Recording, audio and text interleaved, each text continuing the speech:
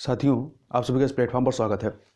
यहाँ पर हम लोग MPPCS 2021 जिसकी नोटिफिकेशन आ चुकी है और जिसकी प्रारंभिक परीक्षा जो है 24 अप्रैल 2022 अभी निर्धारित है। यदि कोई दिक्कतें आएंगी तो हो सकता बदले, नहीं तो अभी के लिए आपके लिए 24 अप्रैल 2022 MPPCS 2021 की जो है प्रारंभिक परीक्षा की तिथि है। तो अब हम लोग MPPCS के लिए टेस्ट देखेंगे। तो आज के दिन जो हम लोग टेस्ट देखेंगे वो आकार IAS कोचिंग संस्था के द्वारा जो टेस्ट सीरीज कराई गई है उसी में से एक टेस्ट को यहाँ पर हम लोग देखेंगे। और ये जो टेस्ट पेपर है पूरा का पूरा आपका हिस्ट्री से संबंधित है। तो चलिए प्रारंभ करते हैं इसको। इसमें पहला प्रश्न है कि एनी बेसेंट की Akhil Bharatiya home rule league के सचिव कौन थे? तो ये थे जॉर्ज अरुंडेल। ठीक है, कौन थे? जॉर्ज अरुंडेल थे। ए ऑप्शन आपका सही हो जाएगा। देखिए, एनी बेसेंट की होम रूल लीग की शुरुआत सितंबर 1916 में की गई थी। इसके अध्यक्ष एनी बेसेंट था, सचिव जॉर्ज अरुंडेल थे। जबकि तिलक की होम रूल लीग के अध्यक्ष जो थे वो जोसेफ बेपिस्टा थे और NP केलकर सचिव थे। आगे चलते हैं। निम्न में से कौन होम रूल आंदोलन से संबंधित नहीं थे? तो CR दास जो है इससे संबंधित नहीं थे। देखिए, जून 1917 में एनी बेसेंट की गिरफ्तारी के बाद मोतीलाल नेहरू, मोहम्मद अली जिन्ना आदि अन्य प्रमुख नेताओं ने होम रूल लीग का समर्थन किया। उस समय महात्मा गांधी व CR दास को छोड़कर तत्कालीन समय के प्राय सभी महत्वपूर्ण नेता होम रूल आंदोलन के सदस्य के रूप में शामिल हुए थे। आगे बात कर लेते हैं। लखनऊ पैक्ट के संबंध में निम्नलिखित में से क्या असत्य है? तो आप चारों कथन देखिए। पहला, 1916 में कांग्रेस और मुस्लिम लीग का अधिवेशन एक ही स्थान लखनऊ में हुआ, बिल्कुल सही है। दूसरा, 1916 लखनऊ अधिवेशन की अध्यक्षता AC मजूमदार ने की थी, यह भी सही है। C, कांग्रेस ने लीग के पृथक निर्वाचन की मांग को स्वीकार कर लिया था, यह भी सही है। D, मदन मोहन मालवीय ने इस समझौते का समर्थन किया, नहीं, इन्होंने विरोध किया था। तो D ऑप्शन सही नहीं है। आगे चलते हैं। अनटू द लास्ट पुस्तक के लेखक कौन है? तो इसके लेखक हैं रश्किन। कौन है? रश्किन जो है इसके राइटर रहे हैं और इस पुस्तक से महात्मा गांधी काफी प्रभावित रहे हैं। आगे चलते हैं। दक्षिण अफ्रीका में रहने के दौरान महात्मा गांधी ने किस पत्रिका का प्रकाशन किया था? तो इन्होंने इंडियन ओपिनियन नामक पत्रिका का प्रकाशन किया था। कहां से? अफ्रीका से। और कब किया था? 1894 में, 1894 में किया था। और यह जो अखबार था यह गुजराती, हिंदी, तमिल व अंग्रेजी में प्रकाशित होता था। आगे चलते हैं। निम्न में से कौन स्वराज पार्टी की स्थापना से संबंधित रहे हैं? तो मोतीलाल नेहरू और CR दास, अर्थात आपका 2 और 4, बी ऑप्शन आपका सही हो जाएगा।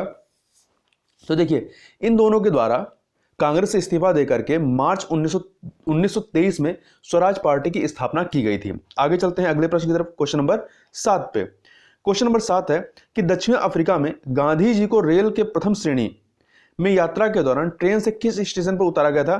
तो पीटर मारिट्सबर्ग स्टेशन पर इनको उतार दिया गया था।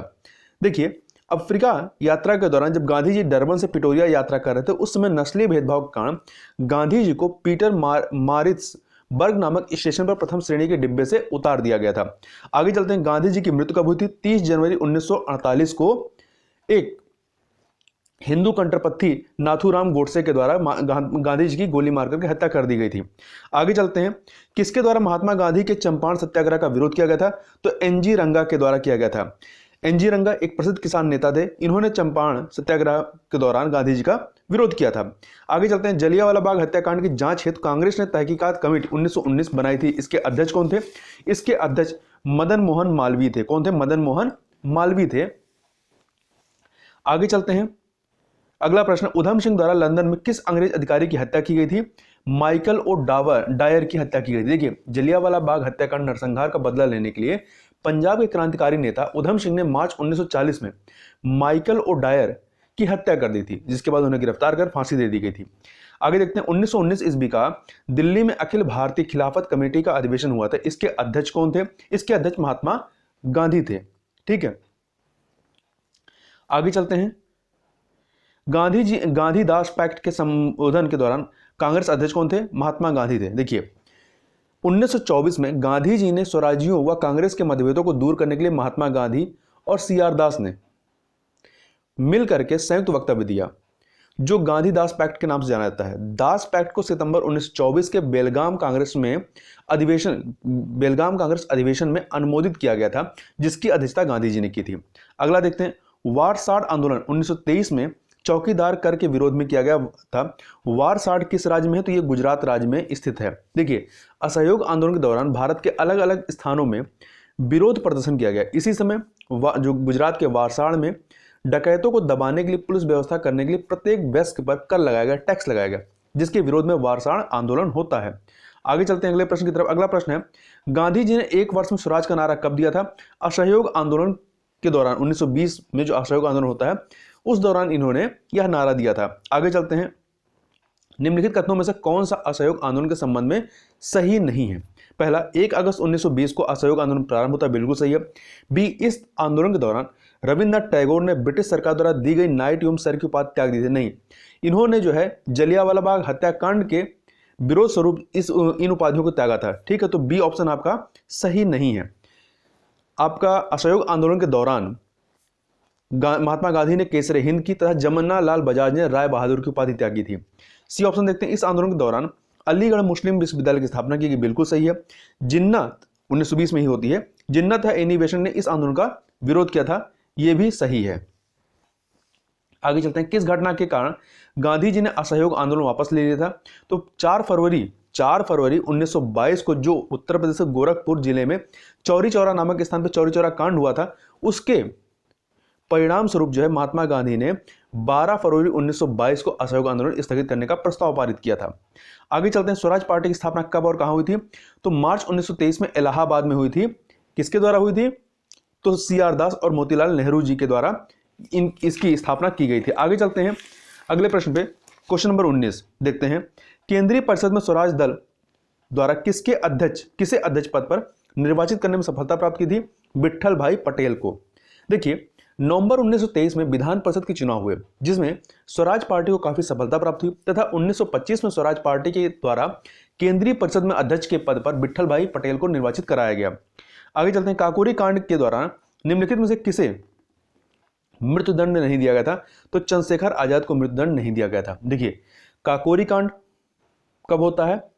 1928 में। देखिए, काकोरी कांड में अधिकांश नेताओं के गिरफ्तार होने पर बचे हुए व्यक्तियों ने चंद्रशेखर आजाद, एक सेकंड गड़बड़ होगा थोड़ा सा, काकोरी कांड जो है आपका 9 अगस्त 1925 को होता है। कब होता है? 9 अगस्त 1925 को होता है, जिसमें लखनऊ से सहारनपुर जाने वाली ट्रेन को रोक करके सरकारी खजाना लूटा गया था।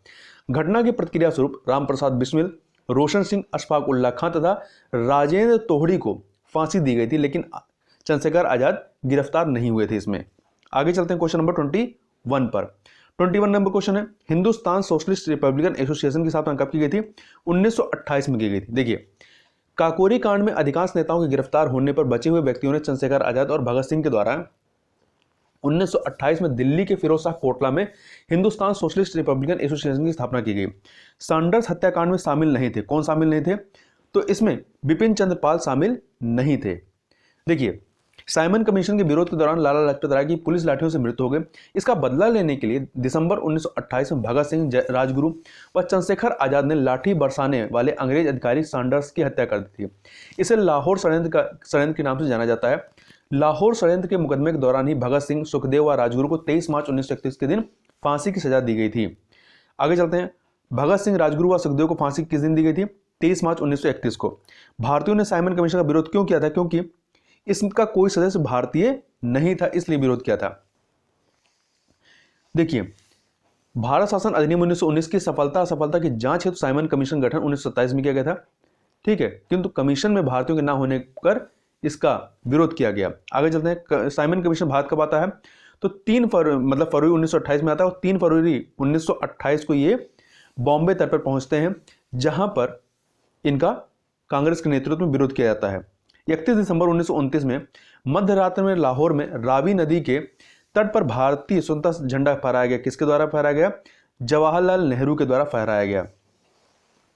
ठीक है, लाहौर अधिवेशन 1929 जो है जवाहरलाल नेहरू की अध्यक्षता में हुआ था और इस अधिवेशन में कांग्रेस का लक्ष्य पूर्ण स्वराज घोषित हुआ तथा दिसंबर 1929 में मध्य रात्रि में जवाहरलाल नेहरू ने लाहौर में भारतीय स्वतंत्रता का झंडा फहराया। आगामी 26 जनवरी 1930 को स्वतंत्रता दिवस के रूप में मनाया गया। यह निश्चित किया गया कि हर साल 26 जनवरी को स्वतंत्रता दिवस के रूप में मनाया जाएगा। आगे चलते हैं, बच्चों की वानर सेना तथा बच्चियों की मंजरी सेना का संबंध किस आंदोलन से रहा है? तो ये सविनय अवज्ञा आंदोलन से संबंध रहा, जो कि 6 अप्रैल 1930 को महात्मा गांधी जी के द्वारा नमक कानून का उल्लंघन करने के पश्चात प्रारंभ होता है।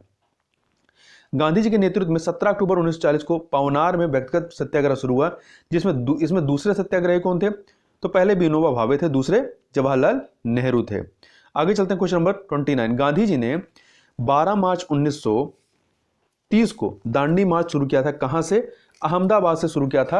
और कहां तक के लिए? दांडी तक के लिए। अहमदाबाद से ये 12 मार्च को निकलते हैं और 6 अप्रैल 1930 को दांडी पहुंचते हैं, जहां पे इन्होंने नमक कानून तोड़ा था और सविनय अवज्ञा आंदोलन प्रारंभ किया था। रानी गोंडिन्यू का संबंध किस राज्य से रहा है? मणिपुर से रहा है। सविनय अवज्ञा आंदोलन के दौरान मणिपुर में स्वतंत्रता प्राप्ति के लिए जिया लरंग आंदोलन प्रारंभ किया गया। इसी दौरान रानी गोंडिन्यू को जवाहरलाल नेहरू ने रानी की उपाधि दी थी। तीनों गोल में सम्मेलन में भाग लेने वाले व्यक्ति कौन थे? भीमराव अंबेडकर थे। इन्होंने दलितों का प्रतिनिधित्व किया, जबकि उदारवादियों के प्रतिनिधित्व के रूप में या प्रतिनिधि के रूप में तेज बहादुर सप्रू ने भी तीनों गोलमेज सम्मेलन में पार्टिसिपेट किया था। आगे चलते हैं, पाकिस्तान का नाम सर्वप्रथम किसने गढ़ा था? तो रहमत अली ने। ठीक है, पाकिस्तान का नाम 1933 में 1933 में कैम्ब्रिज विश्वविद्यालय के छात्र चौधरी रहमत अली ने गढ़ा था। और मार्च 1940 में मुस्लिम लीग ने लाहौर अधिवेशन में पाकिस्तान का प्रस्ताव पास किया था। पाकिस्तान की मांग लाहौर अधिवेशन में किसकी अध्यक्षता में की गई? तो मोहम्मद अली जिन्ना की अध्यक्षता में 1940 में, मार्च 1940 में। किस विदेशी यात्री का संबंध गांधी जी के दांडी मार्च से था? तो वेब मिलर का था। वेब मिलर ने धरसना में ब्रिटिश सरकार की दंडात्मक कार्रवाई के संबंध में लेख लिखा था। लाल कुर्ती आंदोलन के नेता कौन थे? खान अब्दुल गफ्फार थे। कौन थे? खान अब्दुल गफ्फार खान। ये उत्तर पश्चिमी सीमा प्रांत में इनके नेतृत्व में खुदाई खिदमतगार नामक स्वयंसेवक संगठन स्थापित हुआ, जिसे लाल कुर्ती के नाम से जानते हैं। गांधी इरविन समझौते पर हस्ताक्षर कब हुए थे? 5 मार्च 1931 को। 5 मार्च 1931 को संपन्न हुआ था। आगे चलते हैं, निम्नलिखित में से किस व्यक्ति ने गांधी व इरविन को दो महात्मा कहा था? सरोजनी नायडू ने कहा था। किसने कहा था? सरोजनी नायडू ने कहा था गांधी इरविन समझौते के संदर्भ में। निम्न कथन व कारण पर विचार कीजिए। कथन है, कराची अधिवेशन के दौरान युवाओं ने गांधी जी को काले झंडे दिखाए। बिल्कुल दिखाया। कारण, गांधी इरविन पैक्ट में गांधी जी ने भगत सिंह की फांसी माफ कराने पर कोई समझौता नहीं किया था, इसलिए तो बी ऑप्शन आपका सही हो जाएगा। आगे चलते हैं, किस अधिवेशन में मौलिक अधिकार प्रस्ताव पहली बार पारित किया गया था? तो मौलिक अधिकार प्रस्ताव कराची अधिवेशन 1931 में पारित किया गया था, जिसकी अध्यक्षता सरदार वल्लभ भाई पटेल जी के द्वारा की गई थी। द्वितीय गोलमेज सम्मेलन में कांग्रेस के प्रतिनिधि के रूप में गांधी जी किस जहां से इंग्लैंड पहुंचे थे? MS राजपुताना से ये वहां पर पहुंचते हैं 1931 में। सांप्रदायिक पंचायत की घोषणा किसके द्वारा की गई थी? तो ब्रिटिश प्रधानमंत्री रैमजे मैकडोनाल्ड के द्वारा की गई थी। ठीक है, कब होती है? 16 अगस्त 1932 को। 1932 में गांधी जी द्वारा अपील या गठित हरिजन सेवक संघ के अध्यक्ष कौन थे? घनश्याम दास बिड़ला थे। पूना पैक्ट के पश्चात गांधी जी ने दलितों को उत्थान के लिए कार्य किया। इसी दौरान गांधी जी ने 1932 में 1932 में हरिजन सेवक संघ की स्थापना की, जिसके प्रथम अध्यक्ष घनश्याम दास बिड़ला थे। BR अम्बेडकर व गांधी जी के बीच कौन सा समझौता होता है? तो इनके बीच पूना समझौता हुआ था सितंबर 1932 में। आगे चलते हैं, क्वेश्चन नंबर 44 पे। गांधी जी द्वारा प्रथम भूख हड़ताल कब की गई थी? तो अहमदाबाद मजदूर आंदोलन के दौरान 1918 में की गई थी। यहां पर मिल मजदूरों को प्लेग के बोनस देने के लिए इन्होंने आंदोलन किया था। आगे चलते हैं, 1936-37 के मध्य कांग्रेस मंत्रिमंडल के कार्यकाल के दौरान मध्य प्रांत में BN खरे के इस्तीफे के बाद किससे प्रधानमंत्री बनाया गया था? रविशंकर शुक्ल को, क्योंकि BN खरे स्वास्थ्यगत कारणों से इन्होंने इस्तीफा दे दिया था। इसके अतिरिक्त गोविंद बल्लभ पंत को संयुक्त प्रांत का, BG खरे को मुंबई प्रांत का तथा सादुल्ला खान को असम प्रांत का प्रधानमंत्री नियुक्त किया गया था। उस समय के प्रधानमंत्री वर्तमान के मुख्यमंत्री हैं। आगे देखते हैं, वह प्रांत जहां 1937 के आम चुनाव के बाद भारतीय राष्ट्रीय कांग्रेस ने अपनी सरकार नहीं बनाई, बंगाल में नहीं बनाई थी। कुल देखिए 8 जगहों पे इन्होंने बनाई थी। मद्रास, बिहार, उड़ीसा, मध्य प्रांत, संयुक्त प्रांत, बम्बई, पश्चिमोत्तर प्रांत व असम में।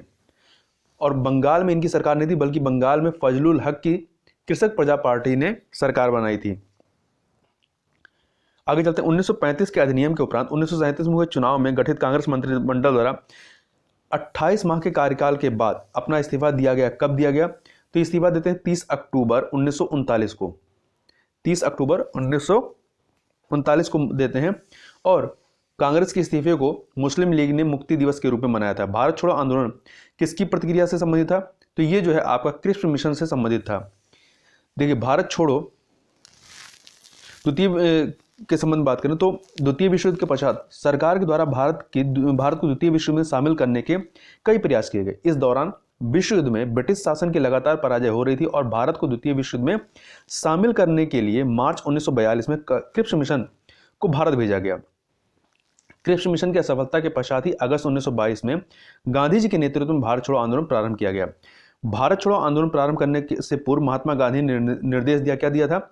रियासतों के राजाओं को अपनी जनता की प्रभुसत्ता स्वीकार करने को कहा। बिल्कुल सही है। छात्र तभी पढ़ाई छोड़ें जबकि आज़ादी प्राप्त होने तक इस पर वे अडिग रहें। तो ये पहला दूसरा दोनों सही है। तीसरा वाला सही नहीं, क्योंकि इन्होंने सरकारी कर्मचारियों को त्यागपत्र देने से मना किया था।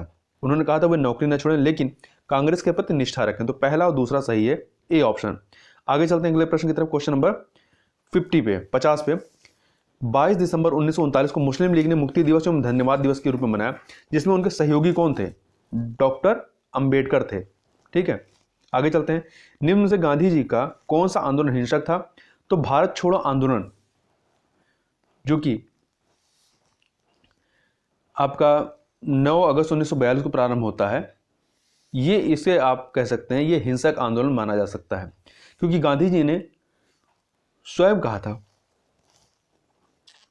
कि इतने बड़े उद्देश्य के लिए यदि थोड़ी बहुत हिंसा होती भी है तो उससे कोई परहेज नहीं। अतः गांधी जी के नेतृत्व का भारत छोड़ो आंदोलन हिंसक आंदोलन माना जाता है। भारत छोड़ो आंदोलन कब प्रारंभ हुआ था? 9 अगस्त 1942 को। भारत छोड़ो आंदोलन के दौरान सरकार ने किस ऑपरेशन के माध्यम से आंदोलन का दमन किया था? ऑपरेशन जीरो आवर के। और इस दौरान सभी जो भी मुख्य नेता थे कांग्रेस के, उनको गिरफ्तार कर लिया गया। भारत छोड़ो आंदोलन के दौरान जेल से फरार होकर भूमिगत रूप से आंदोलन की बागडोर किसने संभाली थी? जयप्रकाश नारायण ने। ये हजारीबाग के सेंट्रल जेल से भाग करके उन्होंने भूमिगत होकर आंदोलन की बागडोर संभाली थी। और बंबई में उषा मेहता के द्वारा गुप्त रेडियो का संचालन किया गया। निम्न से कौन भारत छोड़ो आंदोलन के समर्थक नहीं थे? तो हिंदू महासभा, मुस्लिम लीग, राष्ट्रीय स्वयंसेवक संघ, आरएसएस, ये सभी जो है भारत छोड़ो आंदोलन के विरोधी थे। 1909 ईस्वी में नासिक के न्यायाधीश की किसने गोली मार करके हत्या की थी? तो अनंत कन्होरे ने मारकर हत्या की थी। अनंत कन्होरे अभिनव भारत के सदस्य थे। आगे चलते हैं। और न्यायाधीश कौन थे? जिला मजिस्ट्रेट जैक्सन की गोली मारकर हत्या की थी। आजाद हिंद फौज की स्थापना कहाँ हुई थी? सिंगापुर में की गई थी 21 अक्टूबर 1943 को। आजाद हिंद फौज के गठन का ख्याल सर्वप्रथम कैप्टन मोहन सिंह के मन में आया था। कैप्टन मोहन सिंह आजाद हिंद फौज के प्रथम सेनापति थे। आगे चलते हैं क्वेश्चन नंबर 58 पर। निम्नलिखित में से किसका संबंध आजाद हिंद फौज मुकदमे से नहीं है? तो मोहन सिंह का नहीं है। ठीक है, मोहन सिंह का संबंध जो है गठन से है, आजाद हिंद फौज के। आगे चलते हैं। आजाद हिंद फौज के बचाव के लिए कांग्रेस ने किसके नेतृत्व में आजाद हिंद फौज समिति का गठन किया था? भूलाभाई देसाई के अध्यक्षता में या इनके नेतृत्व में। और इसमें जवाहरलाल नेहरू, मोहम्मद अली जिन्ना, अरुणा असफ अली तथा कैलाशनाथ काटजू प्रमुख सदस्य थे। आगे चलते हैं। सरोजिनी नायडू ने हिंदू मुस्लिम एकता का दूत कहकर किसे संबोधित किया था? मोहम्मद अली जिन्ना को। किसकी गिरफ्तारी के विरोध में भारत में 1946 ईस्वी में 9 सैनिक विद्रोह हुआ था? बीसी दत्त के गिरफ्तारी के विरोध में। ठीक है, 18 फरवरी 1946 को बंबई में रॉयल इंडियन नेवी के विद्रोह की शुरुआत हुई। 9 सैनिकों की यह मांग थी कि नाविक बीसी दत्त को, जिसे जहाज पर भारत छोड़ो लिखने के आरोप में गिरफ्तार किया गया था, उसे रिहा किया जाए। शाही नौसेना विद्रोह के नाविकों ने किसके कहने पर आत्मसमर्पण किया था? सरदार पटेल व मोहम्मद अली जिन्ना के कहने पर। यह आंदोलन जो है आपका 24 फरवरी 1946 को मतलब समाप्त होता जब इन्होंने आत्मसमर्पण कर दिया था। आगे चलते हैं। सविनय संविधान सभा के विरोध में मुस्लिम लीग द्वारा क्या बनाया गया था? प्रत्यक्ष कार्रवाई दिवस मनाया गया था 16 अगस्त 1946 को। 1946 में बनी अंतरिम सरकार में डॉक्टर राजेंद्र प्रसाद के पास क्या था? खाद्य एवं कृषि विभाग था। खाद्य एवं कृषि विभाग, जबकि रक्षा मंत्री बलदेव सिंह थे, रेल मंत्री आशफ अली व वित्त मंत्री लियाकत अली थे। आगे चलते हैं क्वेश्चन नंबर 65 पे। तो 65 देखते हैं। 1946 में दंगों को रोकने के लिए गांधी जी कहाँ गए थे? नोआखाली गए थे। ठीक है, और इसी दौरान माउंटबेटन ने गांधी जी को वन मैन बाउंड्री फोर्स की उपाधि दी थी। निम्न से कौन सा या से कथन कैबिनेट मिशन के संदर्भ में सही है? इसने संघीय सरकार की सिफारिश की थी, बिल्कुल सही है। दूसरा वाला न्यायालयों की शक्ति में विस्तार किया गया, ये गलत है, ये सही नहीं है। पाकिस्तान की मांग को अस्वीकार कर भारत विभाजन प्रस्ताव रद्द कर दिया गया था, तो पहला और तीसरा सही है। डी ऑप्शन आपका सही हो जाएगा। इसके अलावा मिशन ने संविधान सभा गठन की अनुशंसा की थी। कैबिनेट मिशन, इसके अध्यक्ष कौन थे? Lord Pethick Lawrence. इसमें 2 अन्य सदस्य थे, स्टेफर्ड क्रिप्स और एबी अलेक्जेंडर। संविधान सभा की पहली बैठक के अध्यक्ष कौन थे? सच्चिदानंद सिन्हा थे, जो कि ये जो बैठक होती है आपकी 9 दिसंबर 1946 को हुई थी और 11 दिसंबर 1946 को डॉक्टर राजेंद्र प्रसाद संविधान सभा के स्थायी सदस्य चुने गए और सच्चिदानंद सिन्हा अस्थायी थे। जब भारत को स्वतंत्रता प्राप्त हुई तब ब्रिटेन में किस पार्टी की सत्ता थी? लेबर पार्टी की सत्ता थे। लेबर पार्टी 1945 में इंग्लैंड में आम चुनाव में कंजर्वेटिव पार्टी के स्थान पर लेबर पार्टी को बहुमत प्राप्त हुआ और 1945 से 51 के मध्य ब्रिटिश प्रधानमंत्री क्लीमेंट एटली थे जो लेबर पार्टी के थे। 1946 में भारतीय राष्ट्रीय कांग्रेस के दिल्ली अधिवेशन की अध्यक्षता किसने की थी? तो दिल्ली अधिवेशन की अध्यक्षता जो है जेबी कृपलानी ने की थी। जेबी कृपलानी 14 जून 1947 को। बाद में इन्होंने इस्तीफा दिया और इनकी जगह पर राजेंद्र प्रसाद अंतरिम अध्यक्ष बनाए गए। आगे चलते हैं। भारत के एकीकरण के दौरान किस रियासत को ऑपरेशन पोलो के तहत भारत में शामिल किया गया था? हैदराबाद को। किसको? हैदराबाद रियासत को 1948 में। एम.एन. राय ने कम्युनिस्ट पार्टी ऑफ इंडिया की स्थापना कहाँ की थी? ताशकंद में की थी। 17 अक्टूबर 1920 को एम.एन. राय ने कम्युनिस्ट इंटरनेशनल की बैठक में ताशकंद में भाग लिया। इसी दौरान उन्होंने रूसी साम्यवादी दल की प्रेरणा से एम.एन. राय ने अपने सहयोगी अवनी मुखर्जी मोहम्मद अली के सहयोग से ताशकंद में कम्युनिस्ट पार्टी ऑफ इंडिया की स्थापना की। आगे चलते हैं। Question number 72। भारत के विभाजन का बाल्कन प्लान संबंधित किससे? माउंटबेटन से। ठीक है, देखिए माउंटबेटन द्वारा विभाजन की समस्या के समाधान के लिए एक अव्यवहारिक योजना बाल्कन प्लान को प्रस्तुत किया गया था। सभी दलों ने इस योजना को अस्वीकृत कर दिया। इसके पश्चात माउंटबेटन के द्वारा विभाजन के संबंध में 3 जून की योजना को प्रस्तुत किया गया था। इसे माउंटबेटन योजना के नाम से जानते हैं। स्वतंत्र भारत के प्रथम या पहले भारतीय गवर्नर जनरल कौन थे? राजगोपालाचारी थे। ये 1948 से लेकर 1950 तक थे। बॉम्बे मिल हेड्स एसोसिएशन की स्थापना प्रथम मजदूर संघ के रूप में किसने की थी? तो एन.एम. लोखंडे ने। किसने की थी? एन.एम. लोखंडे ने की थी। कब? 1890 में। ठीक है, और 1918 में बीपी बाडिया ने भारत के प्रथम पंजीकृत आधुनिक मजदूर यूनियन के रूप में मद्रास लेबर यूनियन की स्थापना की थी। स्वामी सहजानंद सरस्वती द्वारा अखिल भारतीय किसान सभा का गठन कब किया गया? 1936 में किया गया था। कब किया गया? 1936 में भारतीय किसान सभा का सम्मेलन लखनऊ में आयोजित किया गया था और इसी समय उन्होंने अखिल भारतीय किसान सभा का गठन किया। किसान दिवस कब मनाया जाता है? तो 23 दिसंबर को मनाया जाता है। भारत के 5वें प्रधानमंत्री चौधरी चरण सिंह के जन्म दिवस पर, जो कि 30 दिसंबर को होता है, किसान दिवस के रूप में मनाया जाता है। चौधरी चरण सिंह के प्रयासों से ही 1952 में जमींदारी उन्मूलन अधिनियम पारित किया गया था। कांग्रेस के प्रथम यूरोपीय अध्यक्ष के रूप में जॉर्ज यूल ने किस वर्ष अध्यक्षता की थी? तो तीसरा जो कांग्रेस का अधिवेशन होता है 1888 में इलाहाबाद में, इसकी अध्यक्षता इनके द्वारा की गई थी और ये पहले अंग्रेज थे जिन्होंने कांग्रेस की अध्यक्षता की थी। कांग्रेस के कानपुर अधिवेशन 1925 में किसने हिंदी को राष्ट्रभाषा के रूप में प्रयोग किया? सरोजिनी नायडू। इसकी अध्यक्षता सरोजिनी नायडू ने की थी और ये प्रथम भारतीय महिला थी कांग्रेस के अध्यक्ष। यदि प्रथम महिला की बात करें तो एनी बेसेंट थी, 1917 में उन्होंने अध्यक्षता की थी। निम्नलिखित अधिनियमों में से किसमें पहली बार गवर्नर जनरल के पद का प्रावधान था? रेगुलेटिंग एक्ट 1773 के द्वारा। और ऐसे प्रथम गवर्नर जनरल कौन थे? Warren Hasting. इसके द्वारा गवर्नर को बंगाल का गवर्नर जनरल कहा गया। आगे चलते हैं क्वेश्चन नंबर 80 पे। तो क्वेश्चन नंबर 80 है, संविधान सभा में महिला सदस्य के रूप में निर्वाचित सरोजिनी नायडू की जन्म स्थान कहाँ है? हैदराबाद में रहा है। ठीक है, हैदराबाद में।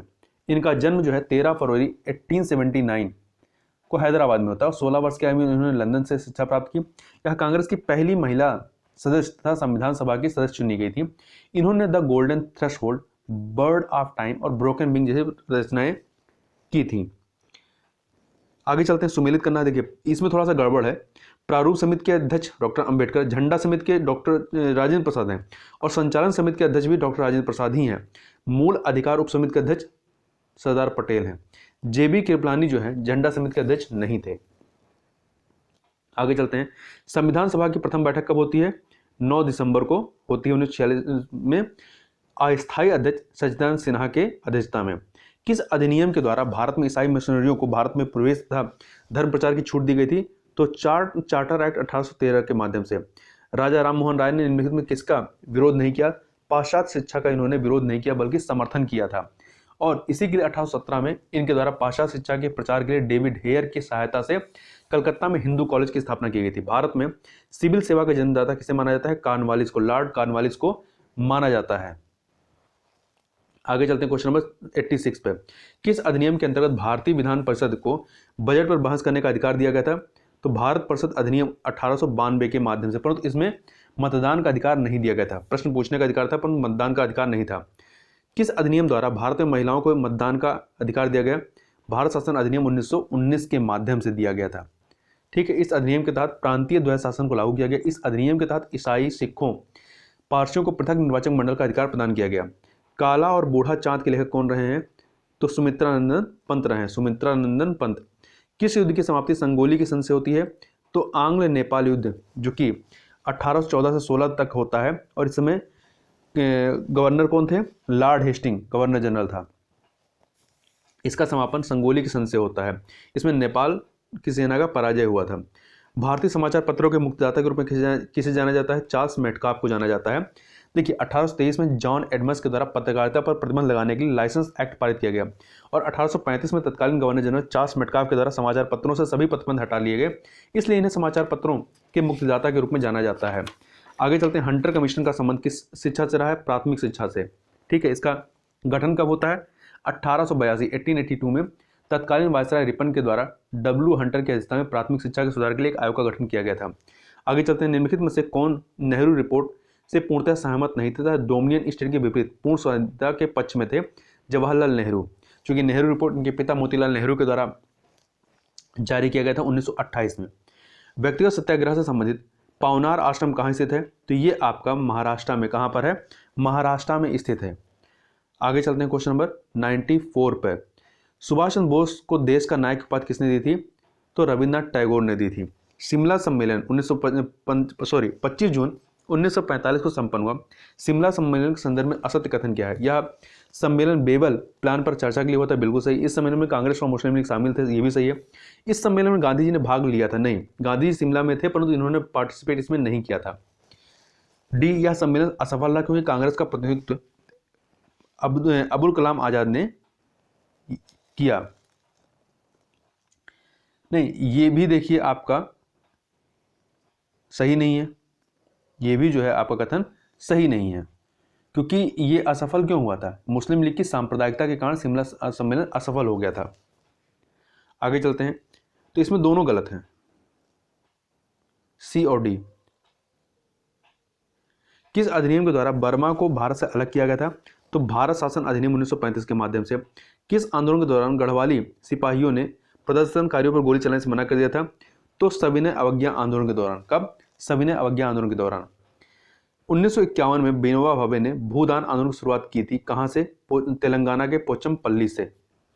भारत छोड़ो आंदोलन के दौरान उत्तर प्रदेश के निम्नलिखित जिलों में से किसने समानांतर सरकार की स्थापना की थी? तो बलिया में चित्तू पांडे ने की थी। इसके अतिरिक्त कुछ अन्य देश में कुछ अन्य जगहों पर, जैसे कि तामलुक में सतीश सामंत के नेतृत्व में और सतारा में पाटिल के नेतृत्व में समानांतर सरकार की स्थापना की गई। मुस्लिम लीग ने निम्नलिखित में से किस अधिवेशन में एन.ए. जिन्ना ने अपना 14 सूत्री प्रस्ताव रखा था? तो 1929 में। देखिए, 1928 में नेहरू रिपोर्ट प्रस्तुत की गई थी। मुस्लिम लीग ने जिन्ना के नेतृत्व में नेहरू रिपोर्ट को अस्वीकृत कर दिया और मार्च 1929 में नेहरू रिपोर्ट के विरोध में दिल्ली में जिन्ना के द्वारा 14 सूत्री सांप्रदायिक मांगे प्रस्तुत की गई थी। तो इस प्रकार से यहाँ पर हम लोगों ने पूरे 100 प्रश्नों को देखा। तो इस वीडियो में बस इतना ही, मिलते हैं नेक्स्ट वीडियो में, तब तक के लिए बहुत बहुत धन्यवाद।